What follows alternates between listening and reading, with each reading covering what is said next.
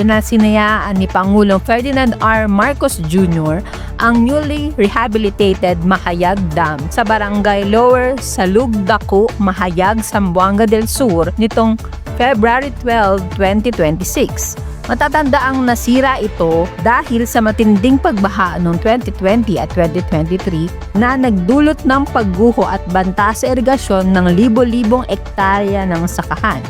Sa pangunguna ng National Irrigation Administration, inilaan ang 450 million mula sa Disaster Fund para sa ganap na rehabilitasyon.